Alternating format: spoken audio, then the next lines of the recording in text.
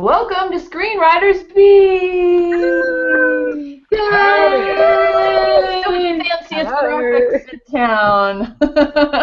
Welcome back for another episode of Screenwriters Beat. This is episode 32. Wow. Yeah. And it's titled Writing Time. We're going to talk about what we do to write and how we use our writing time. It's kind of interesting thing. But, well, please welcome my very talented panel of working screenwriters. Hello, Eric Ingram. Tell us a little something. Tell us a secret about your writing habits. Just a little short secret. Well, howdy, first of all, to all I didn't know what you changed your hat. I had to at least try it. Howdy. Howdy. Okay, anyway. Get her done. No, a little writing. Usually what I do, no, this is for real. This is what I cannot write until I read some Bible verses. Ah. Nice. That's for real. Yeah, that's for real. Good inspiration. I'll take help from wherever I can get it. Amen. Thank you. Heidi Master Giovanni, welcome back. Thanks for having me. I love you guys so much. Thank you, Anne, for bringing us together. We love our audience. And my advice would be honor your inner rhythm. I used to try to force myself to write first thing in the morning. That's not my inner rhythm. My inner rhythm is go to the gym first. Get email answered first. Do this first. I don't usually start writing until about 3 in the afternoon, and then I go into the evening. That's me. Honor yours. Amen. Cool. I like that one. Margaret Risley, welcome. You are I am here. You can't see me. Yeah, I'm here. There you are. Well, hopefully you'll pop in. Welcome. Yeah. Do you have a secret other than disappearing? Well, I have a guilty secret. Sometimes when I hit a spot where I'm not quite right on a scene, I will actually take a break and play Moonlight Mahjong on my system, on my computer. And my brain switches off, and then after a little while I think, aha, I've got it, and I'll go back to writing. Don't know what it is about Moonlight Mahjong, but it does it to me. Terrific. I like that. Go play. Nicole Jones-Dion, welcome back. Thank you much. Glad to be here. I guess I'm a lot like Heidi. I'm not a morning person, and I also know me, and I'm really easily distracted, and so it's one of those things where those cans in the cupboard really need to be alphabetized, right when I'm about to start writing. So the first part of my day, I will spend just getting all the little errands and stuff done, like laundry, whatever, clean the house, get it out of the way so there cannot be any distractions once the writing time begins, and then I just write for however long, hours and hours, till the wee hours of the morning. But I got to get all that stuff done first, so it's not going to call to me and distract me in any way. Cool. Oh, there's someone calling you. It's calling for you. Clowns are calling. Owls are Funny. Timing, man. It's always in the timing, Nicole Kiefler, welcome back. Thank you. Great to be here, guys. Great to see you guys on the panel and all of our great viewers out there. I am like two people within myself. I am the kind of person, when I have deadlines, I don't have time to do anything. It's like I gotta crank. And my computer, my laptop gets open the moment my kids go to school, and I'll burn through till 5. I don't even eat lunch. I just kind of eat at my computer, and then oftentimes if I'm working on a bunch of shows at the same time, I'm working till midnight. If I don't have that, however, I'm like on Facebook, I'm checking my emails, and it's like every 4 minutes, it's like, okay, I just wrote one sentence, I'm just going to go and check Facebook for a moment. It's really bad. I think I need one of those disabling programs, the ones that just shut down. Yeah, I'm a candidate for that. Yeah. God, yeah. That can be very, very, very dangerous. Yeah. Don't do it. Don't do it. Well, hi everybody. I'm Ann Kimbrough, and my secret is I take a lot of notes. I write a lot of notes everywhere on little pieces of paper and notebooks, and the secret is that I never really look at them later. It's not like I do it to work out. But you've got you got them down in the first place, so it's Yeah. sunk into your brain. Yeah. Right. That's it. Yeah. So, but then I later find them when I'm done, and I'm like, oh, I can't read them now. There could be something too good in here, and I just put it in, you know. Once you've delivered I find notes to myself all over the house. Oh, yes. We're on the same page then. I did the same thing. Well, I mean, this has already kick-started us into our writing time habits, I guess. But I want to get a little bit more into it because, I don't know, when I was starting out writing, just writing, I love to hear how people went about their writing time, especially, let's think back to the times when maybe you were working a full-time job. That is really hard to then try to write a script. How did you do it? Anybody raise your hand on that one? I mean, I used to do it on lunchtime. I used to get no sleep. I just got no sleep. Yeah. I just came home and had to go to the gym, and then I got no sleep. Yeah, I also used to wake up, like for a week I'd wake up at 4 a.m. When I was writing the script to get the script done, and I could only do that about a week. You get to work and you're like, oh my God, I've just had a full day, right? Yeah. I used to write from about 7 p.m. till midnight. That would be my writing time, yeah. Get the kids off, get them in doing their homework, and don't disturb me. Do not disturb. Exactly. So that was good.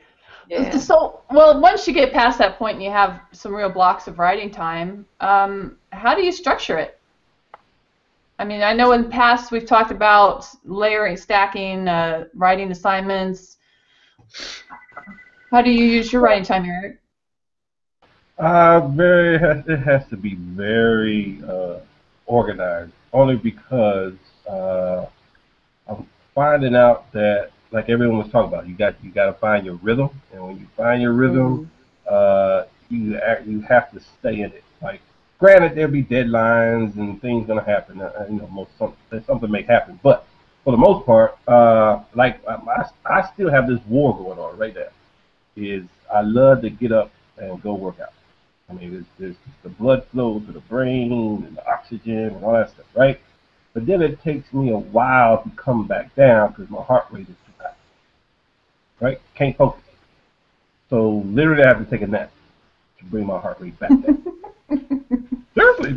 But you can wake up with ideas. Napping really... Now, the other side of it is if I wake right up and I get right to it, I can write all day, right?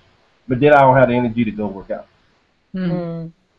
It's a vicious cycle. Yeah. Yeah, it's a vicious cycle. You know what I mean? Because you feel great, right? I'm getting so much done. But I always go back to Stephen Covey when he said, make sure you keep the main thing the main thing. Yeah. So writing is the main thing. So I have to give that more energy than everything. That's why I have a treadmill desk. So I can. There you go. Yeah, I love that idea. I love that idea. Cool. You don't have to leave the house. You just stay.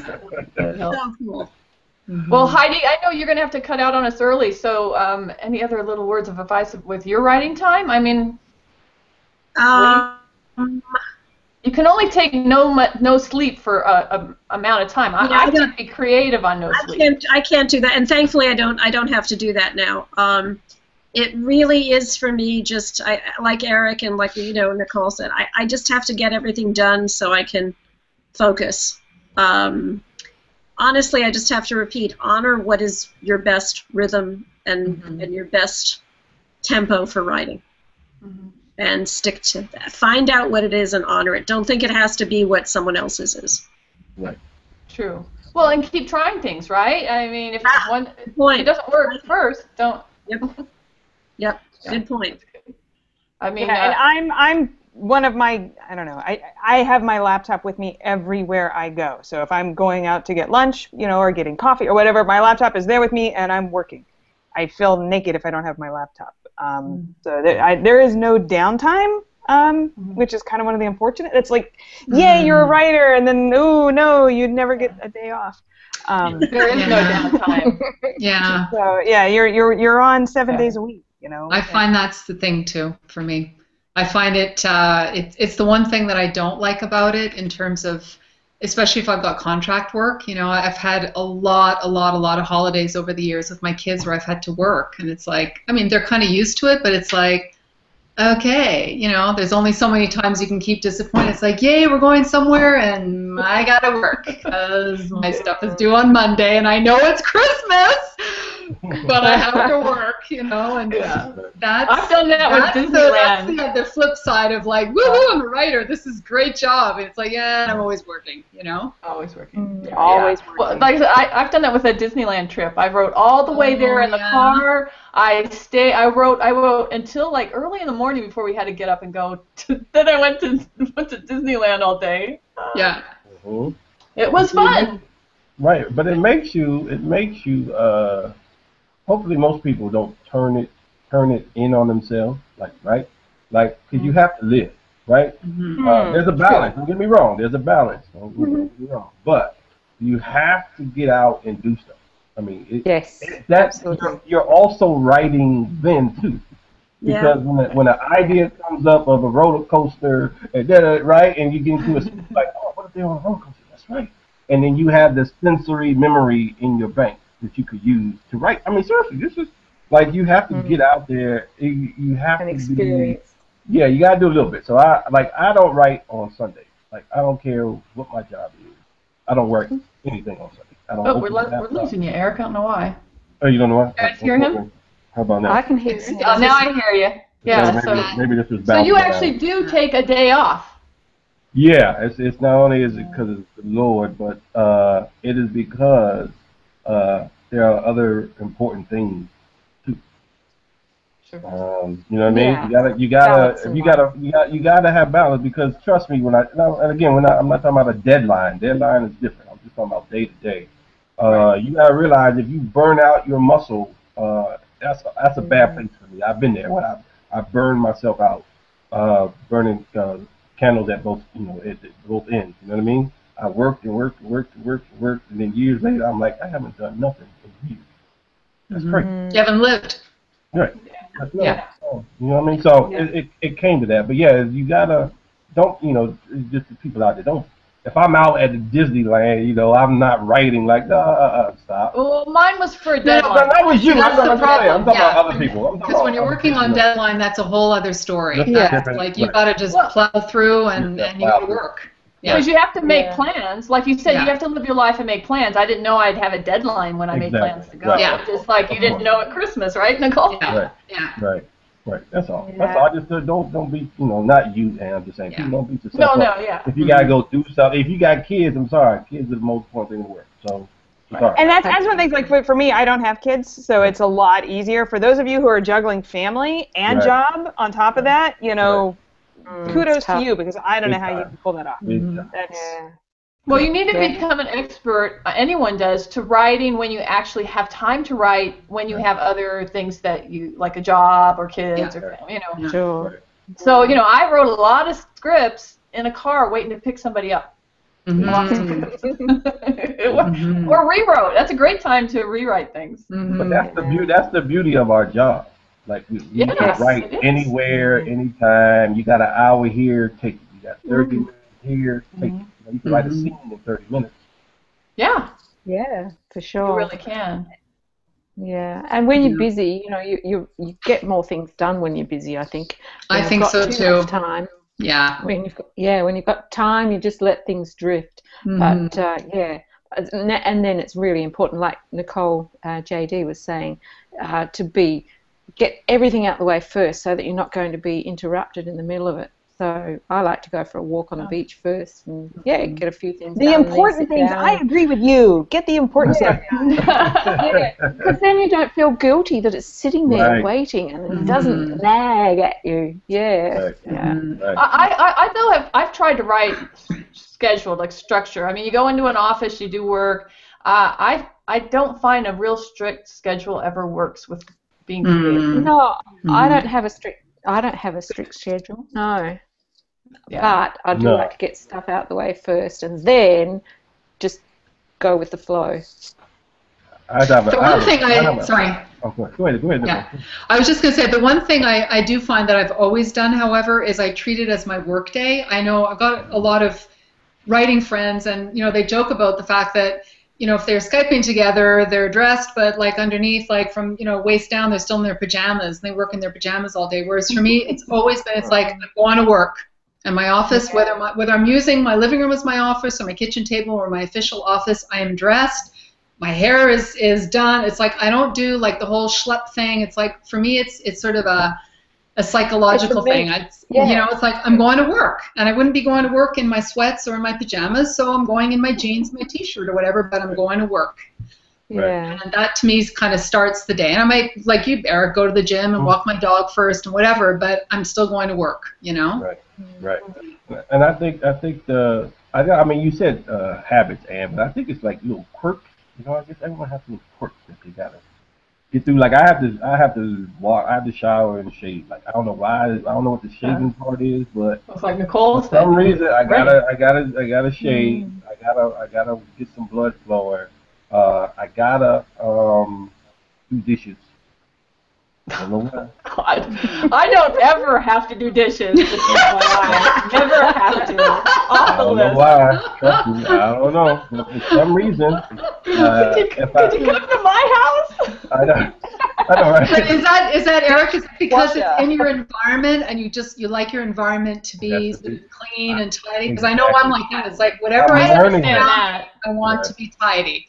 I've learned that. Like it took a while. Like why can't I write until I do these dishes? I don't get it. And then all of a sudden I did them, and all of a sudden you're right. Like okay, that's so. Yeah. Good. Or if I feel like scruffy and like I gotta be clean. Like so. Yeah. I think it's the same thing. Like you're going to work. So what would you do? Yeah. I think so. I'm pigpen to your I don't know Oscar. Yeah. That's good though. That's fun. Well, guys, I love your writing time. I think there's a lot to be gained from hearing what other people do, and just try it. What works, make it happen for you.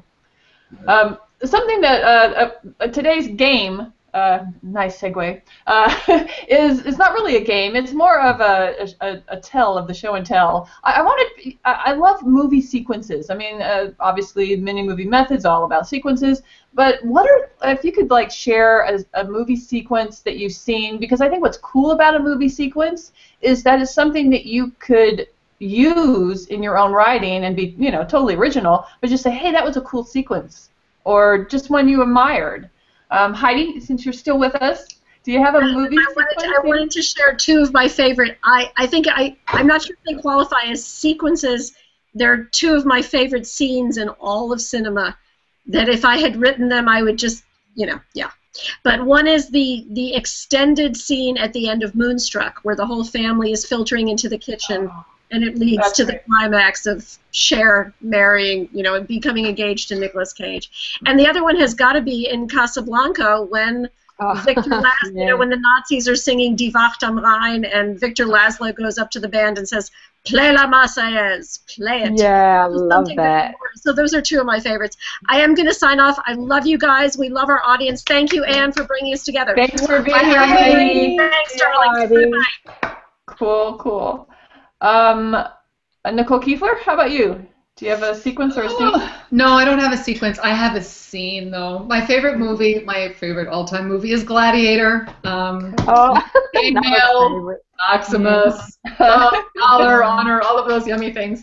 And one of the things that I loved about it is I purchased a book many years ago that talked about sort of the writer's perspective on writing and getting their movies made and stuff. And the guy that had written the movie had a really, really hard time, well, writing the movie, getting it made, and then staying on as the writer, et cetera, et cetera. And he was talking about the pivotal scene in the movie where, I don't know if everybody saw it, but there's a scene where the protagonist, Maximus, is in the arena. He's just, you know, slayed everybody unexpectedly. I mean, nobody thought he was going to win this you know, crazy battle in the arena.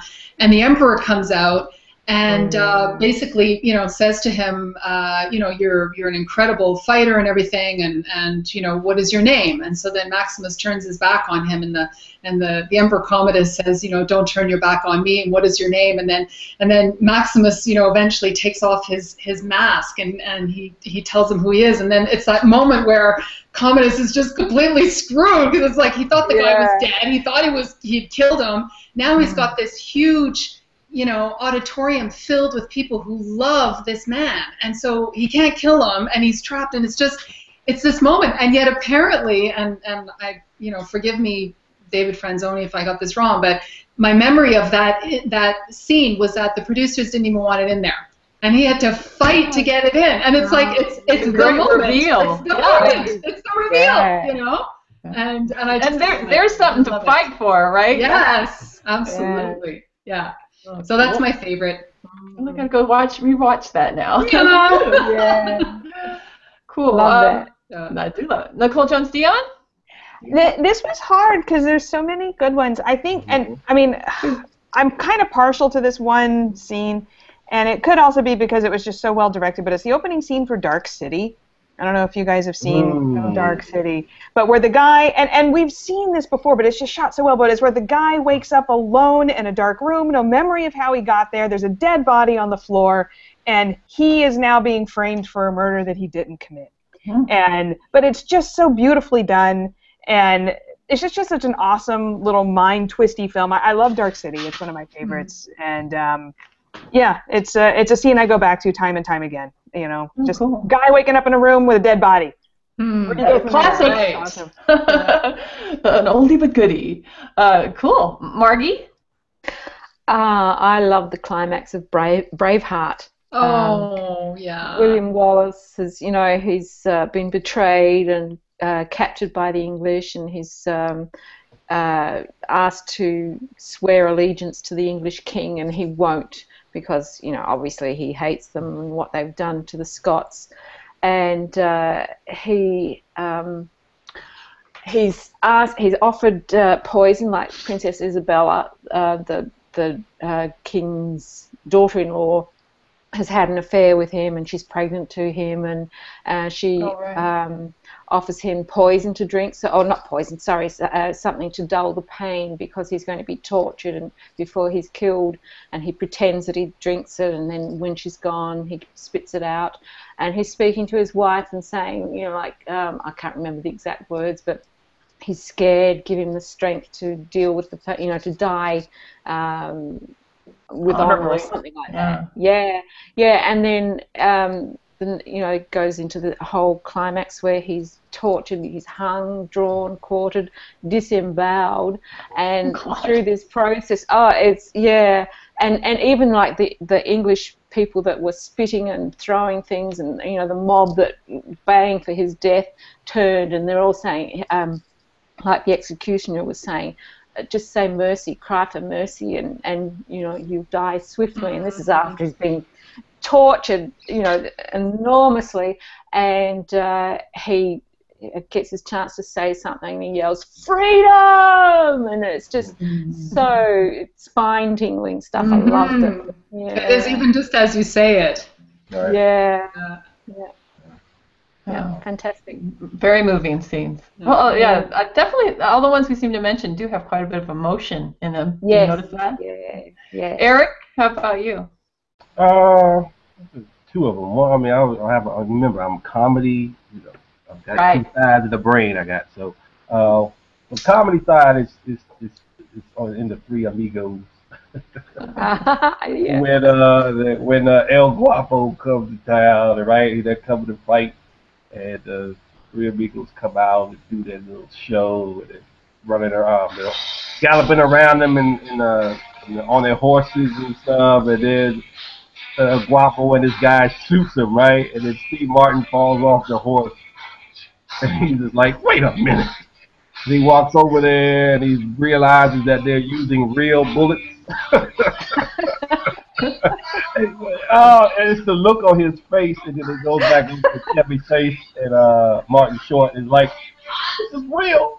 This is real. I don't know why. It's the way that Chevy Chase starts crying.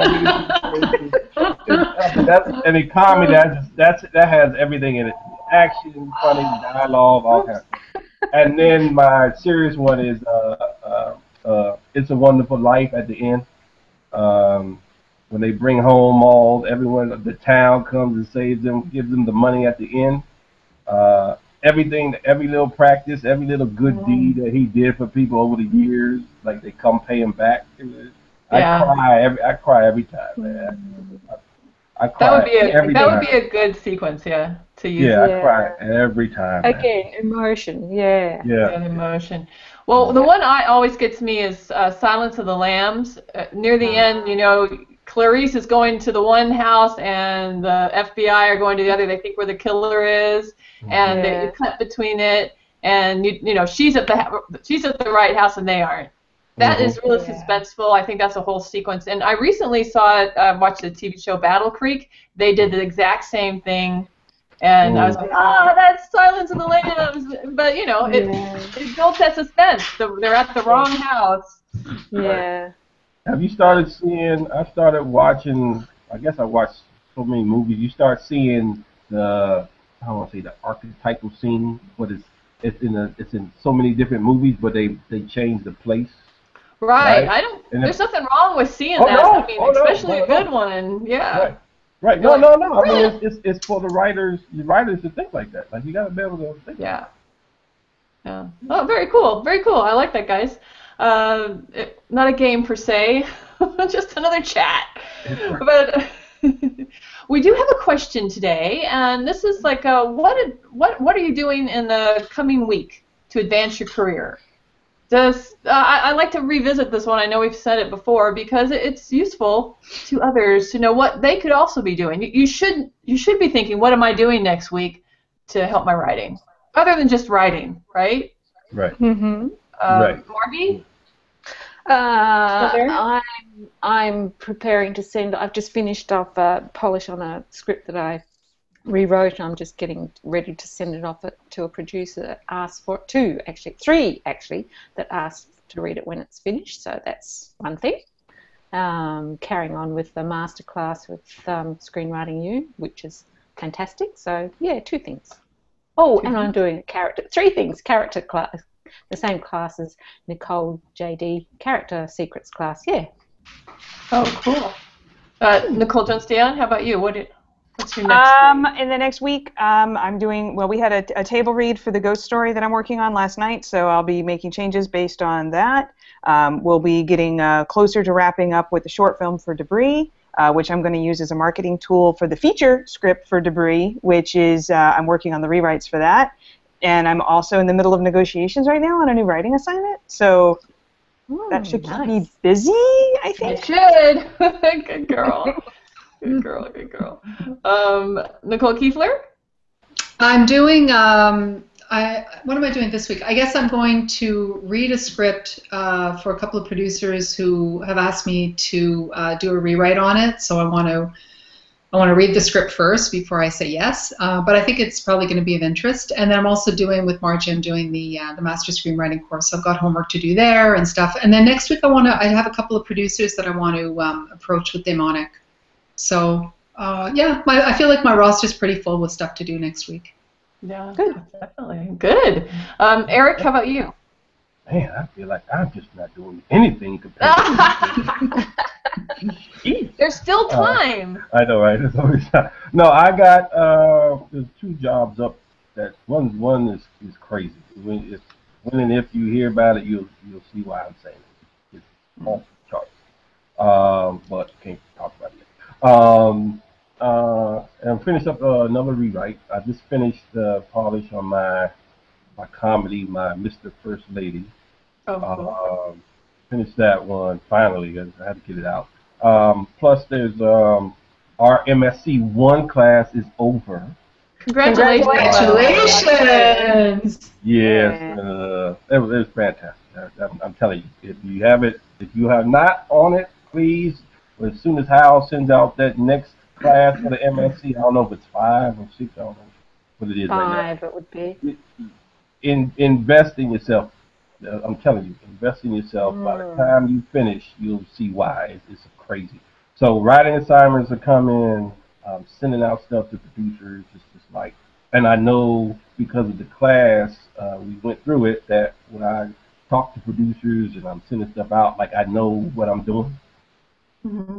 So that when they come back to me, I know how to talk. I know what language I need to use. I know what words I need to use, and it's not all like a big, big thing right now. So, yeah, keep it busy, but please if you can get into that, please get into that MSc. Seriously.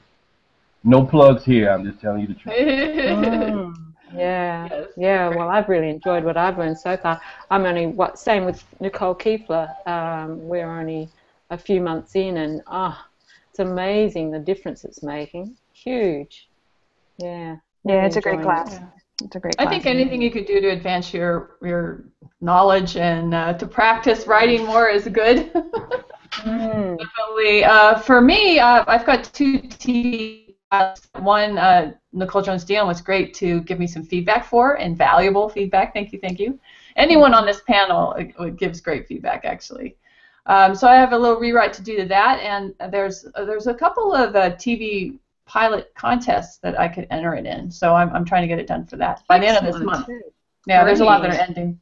And then something I was going to do next week, I did today, and I have an actor, a pretty named actor that I could get one of my pilots to, because I got the live rights last week. So I made the contact to do it when the script is ready. It's still so that's also a lot of writing. That's great.